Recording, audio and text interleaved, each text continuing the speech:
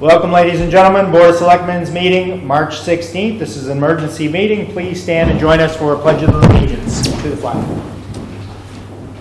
I pledge allegiance to the flag of the United States of America and to the republic for which it stands, one nation, under God, indivisible, with liberty and justice for all.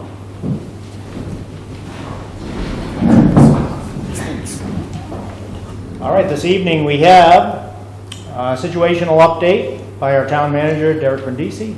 Discussion regarding involuntary emergency measures to mitigate transmission of COVID-19. Emergency declaration, remote participation, open meeting law, and mitigation measures are what we'll be discussing this evening.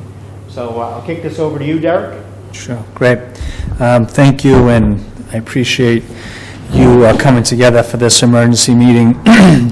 As you know, there's been a lot of activity over the weekend relative to the state's response to COVID-19, also known as coronavirus.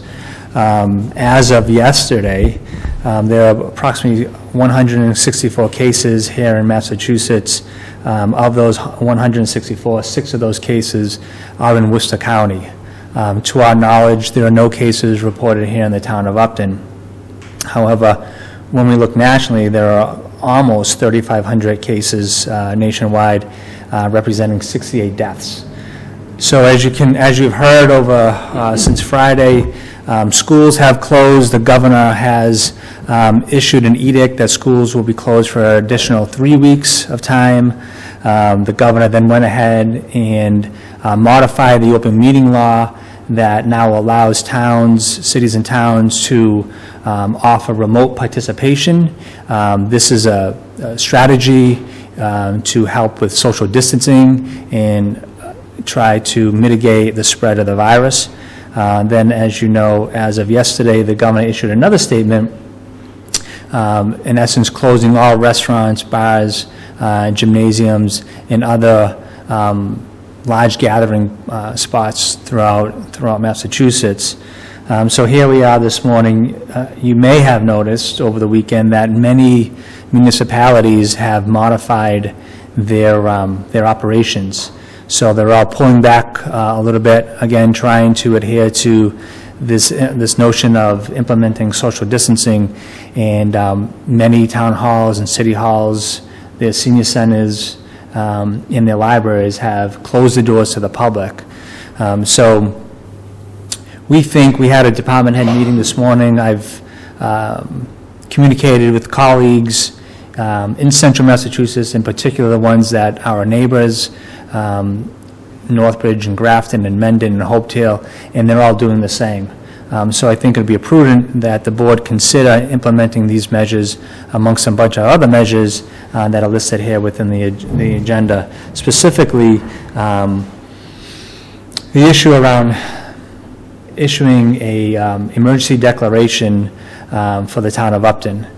So this brings a couple different benefits. One, the benefit, if we were to declare a local emergency, we would have the ability to avoid the state's procurement laws. So in times of emergency, sometimes, as you know, procurement law takes a lot of time. Issue a bid for 30 days, open the bid, and then receive the most responsible bidder. In emergencies, we don't have that time. So if we were to declare an emergency, we would have the ability to go ahead and procure goods and services without having to go through that lengthy process. Additionally, if federal funds were to become available, this declaration would put us in line to receive federal funding if that were to materialize. But most importantly, I think the emergency declaration, what it does for us is that it speaks to the sense of urgency in the community. It speaks to the recognition that we are dealing with a public health threat, and that we are working jointly with our state and federal officials on mitigating that threat. So for those reasons, I would recommend that the board consider an emergency declaration. I'm happy to answer any questions. Watching on TV and watching at home can tell we're practicing social distancing for this meeting for that very same reason. Is there anything in particular, Derek, that you can think of as far as procurement law, something that we may need to acquire that in the case of, say, a serious outbreak regarding COVID-19, is there something that you could foresee that we would need that for? Yeah, I think there's a couple of things. Again, so we just had our department head meeting at 2 o'clock and spent a good 90 minutes. Actually, it was our third department head meeting to put measures in place to respond to this public health threat. And so we've talked a lot about what equipment, what supplies do we need in order to stand ready. And so the piece that comes up most often is supplies. So whether they be cleaning supplies, disinfectant supplies, PPE, making sure we have enough gloves, masks, gowns, things of that nature, to making sure our first responders and other folks that are going to be entering the domain of public space are protected. And then the last thing, so those are the kind of the primary needs, if you will. The other piece is looking at technology. So given the governor's declaration around modifying the open meeting law, we're trying to look at various ways to have these meetings, continue government operations, but at safe distances. And so we may have to procure some types of technology, certain phones that allow, for conferencing, and potentially there may be costs associated with some software. So nothing earth-shattering, I would say, at this time. We've done an inventory of our PPE and our supplies, and we feel like we at least have enough for now. But again, this could be a protracted event, and this could take us 6, 8 weeks or even longer, that our supplies would eventually run out. Okay. Sounds good. Maureen, do you have any questions for Derek? No, I think he's covered it pretty well. Okay. And Brett, do you have any questions? So, excuse me if you said that, so all the department heads and you are making a recommendation that we make this declaration now? Right, we met with the department heads, we met with representatives from the Board of Health, and we all agree that this is the best course of action. Okay. No questions. Yep. Certainly seems like a good idea, given the situation the state is in, and of course, the country as well. So, given that, someone make a motion? I would move that we approve the declaration as written in the agenda, and that it's posted on the website and the minutes of the Board of Selectmen's meeting. Second? And make that unanimous action? We have copies of the declaration that will need to be signed by the board. And then Chief DeFranzo, as our Emergency Management Director, will then facilitate that declaration to Mass Emergency Management Agency, so they have us on record as declaring such emergency. Okay. Next on the agenda, discussion item 3.2, remote participation. This is in response to, of course, working through the budget process. We've got a lot of meetings coming up that are going to be important as far as trying to execute the warrant. Derek, once again, I'll kick this off to you. I don't know what we have in place, if this is feasible, or if we had any sort of a timeline as to this is going to be a 3-week event or a 4-week event. Maybe it would make sense to move our town meeting. However, if we don't know what the end date is, then I don't know what our options are at this point. Right, so right now we're working in 3-week intervals. We'll certainly reassess the situation in 3 weeks. We do predict, public health officials do predict that this is only going to get worse before it gets better. One thing I can say is, though, given the measures that are in front of us this evening and the measures that federal and state officials have taken relative to this infectious disease outbreak, one thing you have to recognize that most infectious disease outbreaks, they go along a bell curve. So they start slow, and then they start to peak, and then they start to decline. What the thought process is with the state and federal officials is that if we start implementing these measures today, instead of having that bell curve, we can try to flatten that out so that we're dealing with a smaller volume of individuals over a longer period of time. So it's difficult to state as to when we'll get out of this. They do say a disease like this can last up to 18 months. I don't think we'll be in this situation in over 18 months, but I think we'll still be, dealing with this virus in our community over that time period. So motion number 2 is to authorize the use of remote participation. So as you know, a few years ago, there was a statute that was passed that provided for a local option for municipalities to allow for remote participation. This community never adopted that statute. And so the motion that's in front of you is to adopt that statute to allow for remote participation, which is separate than the following motion, which will be to authorize the governor's recommendation, which modified the open meeting law. So if you could, I would respectfully request that the board consider authorizing the use of remote participation amongst our boards and committees for public meetings. Okay. And again, could you just briefly talk about what software or what hardware we would need to make that happen? Would that be something we use with a handheld phone device, laptops? So the remote participation thing is simple. I mean, that is, again, going back a few years, that's just simple that, if, using the Board of Selectmen as an example, if we needed to convene a meeting, a regularly scheduled meeting, but we had one board member that was ill or maybe was on vacation, they would be allowed to call in and listen into the proceedings and go ahead and participate. So that can be done, just through any electronic device.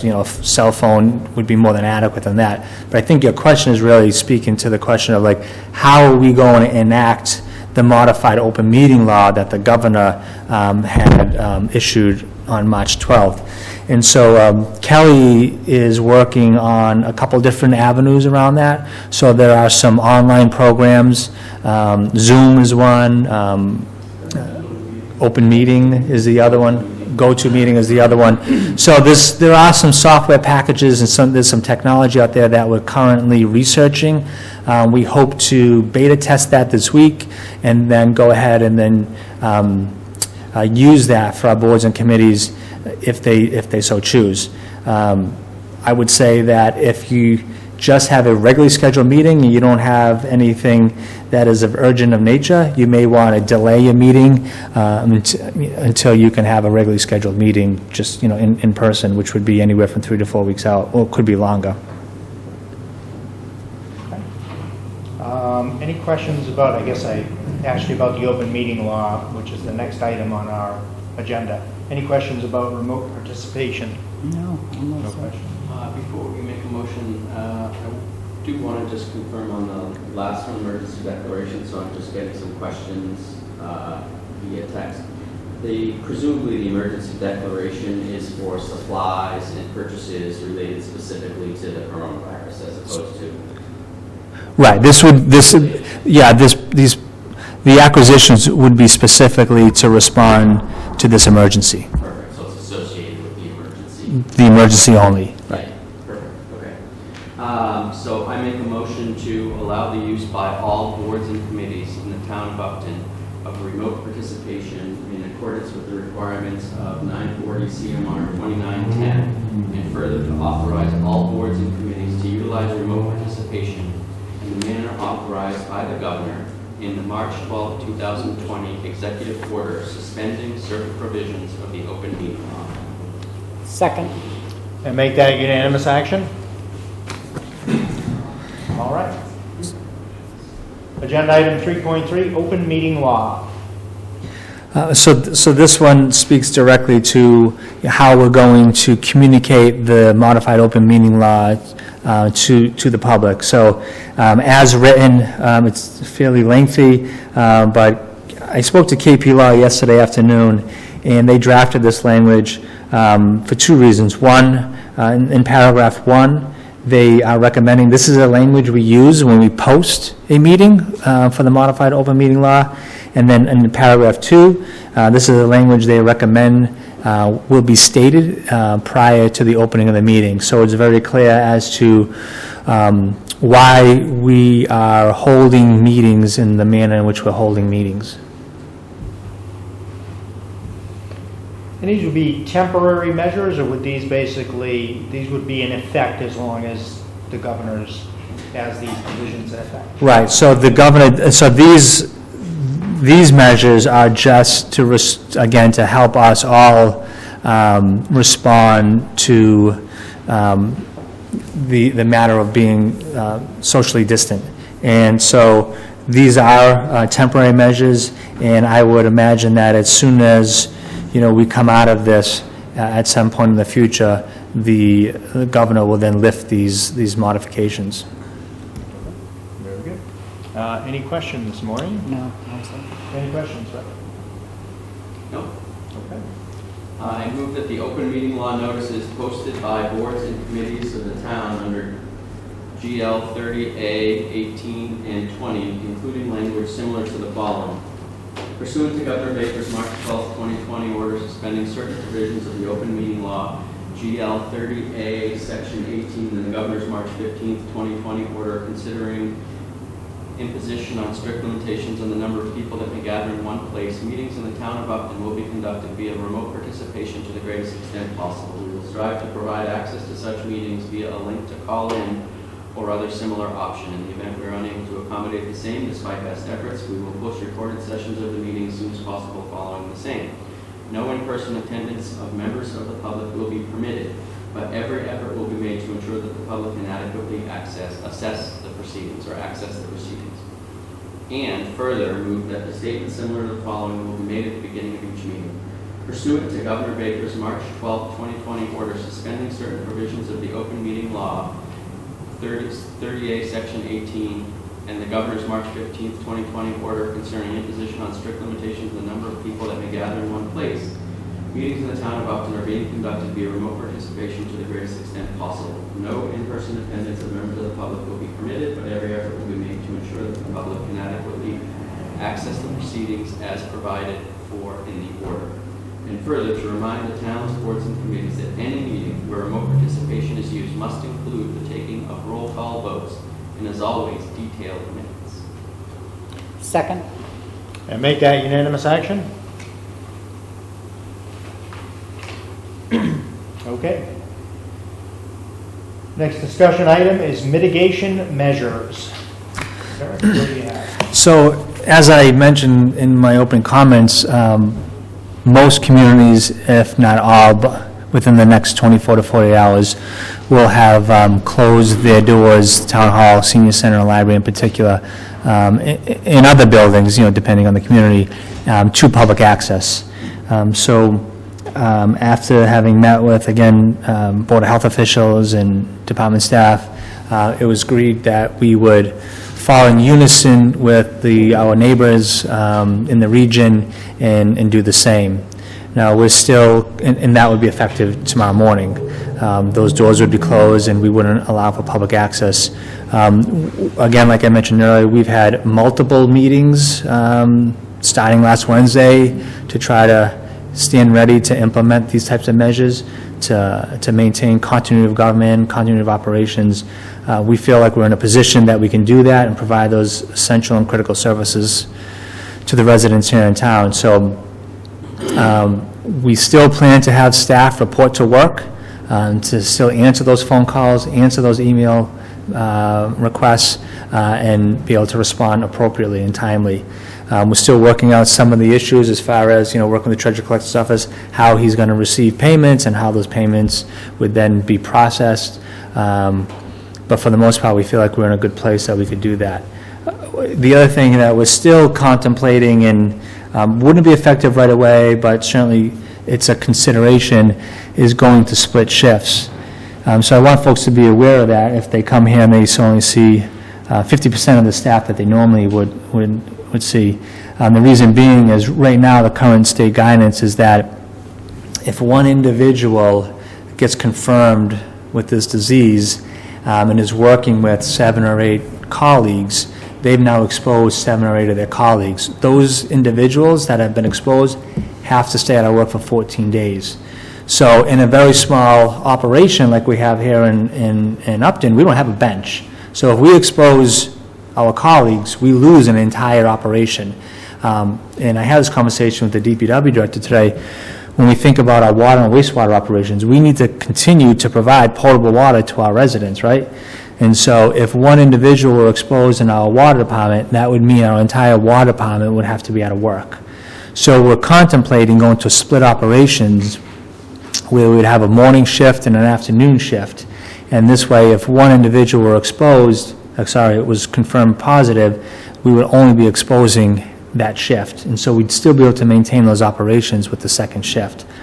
So that's something we're contemplating. We just had that discussion a couple hours ago.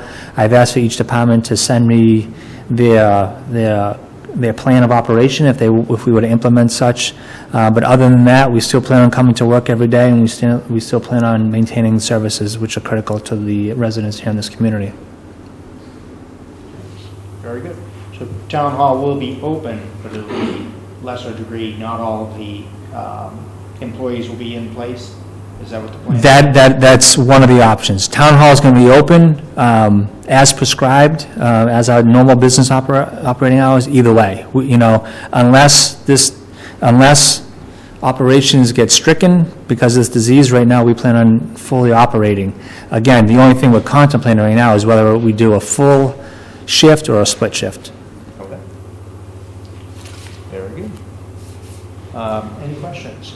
Maureen, do you have any questions? Do you think we ought to discuss contemplating a split shift or a full shift? I think at this point in time, I'm not sure if I think we would just take Derek's recommendation. Okay. I mean, unless you want to, weigh in formally in open meeting. My perspective and guidance as an individual, maybe this is part of, we should talk about this as a board before we, do anything else. But my view is that at a minimum, we take the recommendation of the town manager. But I think that, as a board, we should all, I personally would like to reinforce that to whatever extent possible, any non-essential activities or non-essential personnel should not be coming in contact with other people unless absolutely necessary. So that's sort of, as a general rule, I would make that as a recommendation. And then for the offices that do need to be open or have to be open every day, or there's things that we need to do every day, to whatever extent possible, minimizing or amending those hours so that the public still has access, but you don't have people sitting here for 10 hours a day, 8 hours a day, 6 hours a day, whatever it is. Absolutely would support split shifts. I think the onus is on us to, empower the town manager to do as much as possible. Not the minimum, not the required, but as much as possible with our support to keep staff safe and also provide the public with whatever required services are needed. And I think that's a balancing act. I don't think that there's no easy answer there. No. No, there's no saying easy with answer. Police and fire, you would expect everybody to be, unfortunately, I don't think you can't peel back those operations at all. You just hope that the social distancing is enough to where if someone does come in contact, they're not in a situation as Derek described, where they're going to go ahead and contaminate or expose people in an office, 6 or 7 other people. The water is a good, water and sewer is a good example of how that could play out. Right. So, Well, if you have your full shifts on police and fire, you're exposing that and taking a risk that if one gets, and they deal with people that are sick and emergencies and things like that your whole department could go down. fire is much tougher because fire, they're in the same vehicle, where police, they are in Right. separate vehicles, so you feel like you have a little bit more, a little extra measure of protection where you're in different police cruisers. Just to be totally clear, like water and sewer and fire and police, to me those are absolutely essential. So I think we definitely support the department heads doing whatever they need to do to Right. keep those running. I was more talking about sort of the Board of Assessors, the Board of Health, the Treasurer's Office, the Mhm. Planning Board, the Building Code folks. I mean, So those are more the people that I think are, you know, for Derek to work with and decide what's required and what may not be. So, Yeah, and I think with some of those examples, we fully intend on starting off with trying to maintain the services that our folks have grown to expect. But many of those services, like the Board of Health, I mean, we're in the middle of a pandemic, and the Board of Health absolutely needs to be, you know, part of our response mechanism. The Treasurer Collector's Office, you know, he has stated that they have just issued the excise taxes, and those are due this Friday, and so he believes that they need to continue to maintain operations given all the bills that are out there today. So we're taking each department one by one. Code, for example, they have life safety items that they have to address. So if an individual loses hot water and has to replace their hot water tank, right, we need to make sure we get the plumbing inspector out there because, you know, that family potentially couldn't have hot water for weeks if we don't address that. So I think what we don't realize is that many of our services are very essential to our residents. The Senior Center, I mean, the work that they do with their seniors and ensuring that they have the services that they need on a regular basis. Janice fully intends on keeping that line open and the helpline open to ensure that, especially some of these folks, they may be isolated. So wanting to maintain those services as much as that we can. And so that's why the split shift idea came to pass, because I do agree with Selectman Simon said, we want to try to mitigate everyone's exposure and everyone's risk as much as possible. But how can we have that balancing act of mitigating risk and providing services at the same time? And so that's the balance we're trying to strike. Especially where most of our offices really are either 1, 2, or 3 people in the office. So maybe Right. in the case of the treasurer collector, where there's 3 people in that office, may have a little more flexibility, but, you know, not so much in, say, the clerk's office or Sandra's office. I have to tell you, you know, I haven't heard any of the town with the split shift model. The towns that I know are either full shift or no shift. You know, there are some towns that are just sending all their people home and saying, work remotely. You know, I personally believe that we should have some presence here in all of our buildings. I think that sends a message to the community that we're present, we're working, we're supporting them in the things that they need for their daily lives. Well, you have my support, and it sounds like you have the support of the board. I don't think we need to motion, but you manage as you see fit. Thank you. As you see issues or you see exposure, you need to make a correction, feel free to make that call. Thank you. Do you want us to motion mitigation measures, or? I mean, again, it's a belts and suspenders approach, so we certainly can do it. To the Chairman's point, you know, operating hours is set by the town manager, but, you know, I've always wanted to work with you all, make sure that we're making these decisions collectively, so that's why I brought this before you this evening. And you certainly can, we have the ability through email, of course, and cell phones, if there's a questionable call that you need our advice on or opinion on, you certainly can reach out at any point. Yeah, I'm not sure with mitigation measures, I'm not sure that we need to motion that. So, okay. Is there anything else, Derek, that you can think of that we need to discuss, or anything that we should let the public know at this point in time? Any updates, anything else that comes to mind? I mean, as far as updates, again, you know, this is a 24-hour operation. We've been working on this around the clock, so we'll continue to keep the community apprised as to what's happening, the decisions that we're making locally. But, you know, I think that, you know, whether it's social media or, you know, on the television, folks are being inundated with information. So sometimes I feel like the community has information before we do. My only concern is that as we lean forward and we think about town meeting and the election, that we are thinking about maintaining that cadence so that, you know, we're on schedule for a town meeting, we're on schedule for a town election. And I think that, you know, we will certainly try the video conferencing, but if not, we may have to reconvene to discuss some of the items that are in front of us. Some of the items, like the $1.5 million override proposed by the schools. So those conversations, have to be made jointly with the Board of Selectmen and Finance Committee. So, at some point in the future, I think we need to go back to work and address some of those questions that went unanswered.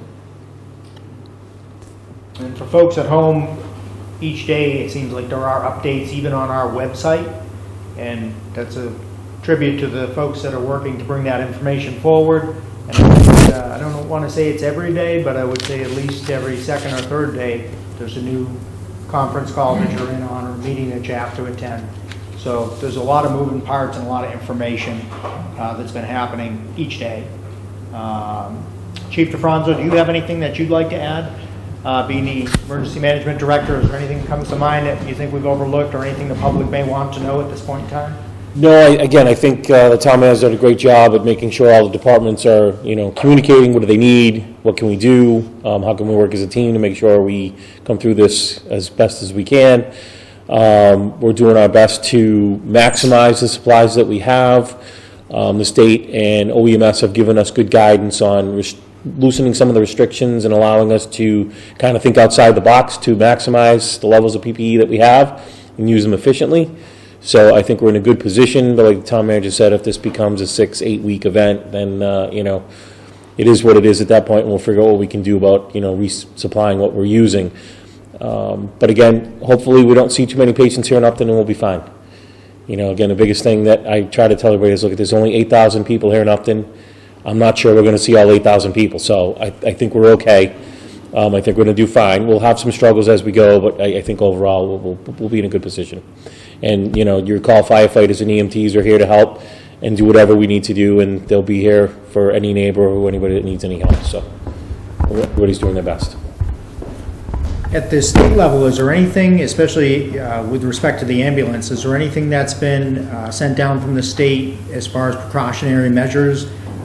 Do operators and paramedics and... Again, this isn't, I hate to say it, this isn't anything new.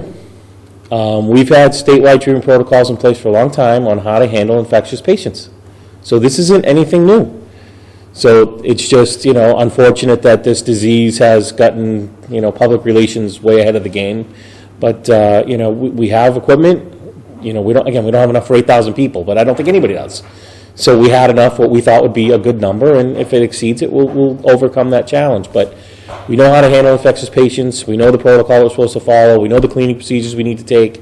So it's just been a review and a refresher, making sure he's comfortable again with the protocols and the procedures that we need to follow. So this, again, for us, this isn't anything new. This is standard everyday stuff. It's just that we may see more of it than we normally do. So I think everybody's okay with what we need to do.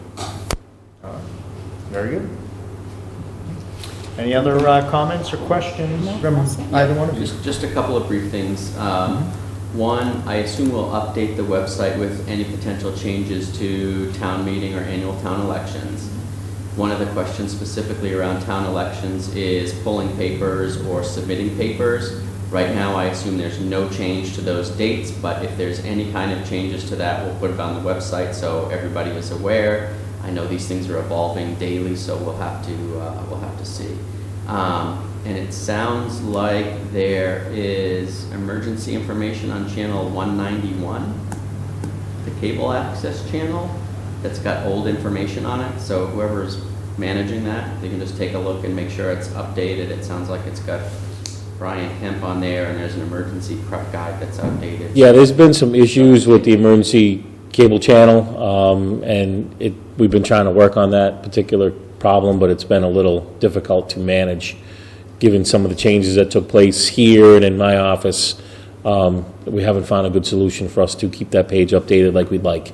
Yeah, and I think part of it So- is like we just have to prioritize. I mean, there's so much going on right now. Clearly, it's important to have that information updated, but it's No, I think now that we have the ability to kind of, use monies wisely and efficiently, I would probably ask the town manager to kind of work with Spectrum to bring in, good staff to figure out a way for us to communicate from our offices, because we used to be able to do that directly from the fire station. Yeah. And some things had to change, Yeah. and it's a lot more cumbersome for us to update and do information. Right. Whereas what we had before was a very simple process. Yeah. I'm hopeful maybe Spectrum or some of its people can come in and do that. Thank you. I'd forgotten about that piece. Because not many people pay attention to cable channels, but even if you're right, even if there's one person, it's one person. So if we can get them, we can get them. So No, I'm 100%. 100%. Yeah. And clearly the website is the primary means of communicating, and Twitter and Facebook, like there's so many ways we're communicating with people. This is one of many. So. And then I'll mention it too, anybody that hasn't signed up for Smart 911 or the RAVE system here in town, please do so that we know who you are, where you are, what your needs might be. Because again, we don't know if you don't tell us.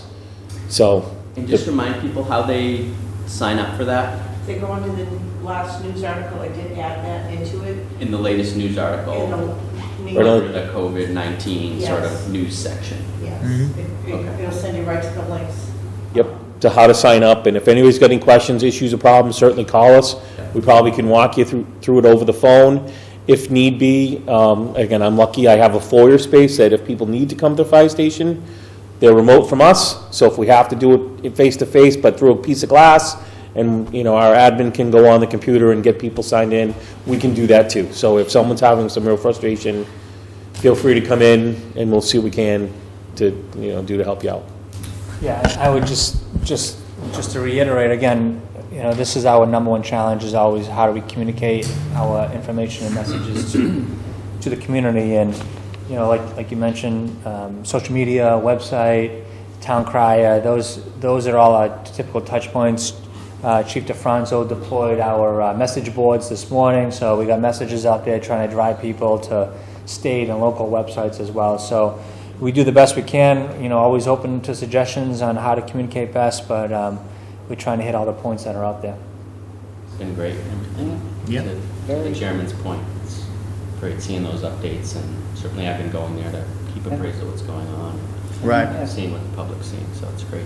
And like I said, that's the part that I think people don't realize, is that there's usually a meeting or two that's happening at either the state or even the county level that's triggering those updates. Yeah. So there's a I'd say lot of, multiple a day, I would, yes, yeah, there's a lot of, nonstop. Inundated with information. right, a lot of information that's being exchanged. And the Smart 911 would be phone calls that would go out. Say folks that aren't computer savvy, if you could just briefly explain how that works, so people they hear 911, they may not want to sign up. Right, so for those that remember, a number of years ago, it was the reverse 911 system. So if the town had to notify the residents of something, we have a way to get you. If you have a landline, by default, you're already in. So if you're already on the white pages, you're already in. But a lot of people don't have landlines anymore, they have cell phones. So you need to put your cell phone in the system, or whatever number you want us to contact you with. Then it also has the ability to send you a text message. It also has the ability to send you an email. So enter as much information as you can, and whatever the message the town wants to give out to the public, we have a mechanism to reach you how you want it. Phone, text, email, or all of the above. So that's how that system works. Very good. Another public service reminder. Sure. All right. If there's anything else, if there is nothing else to add, then I would take a motion to adjourn Move that we adjourn. and make that unanimous action. Very good. That's what that All right. Thank you, everyone.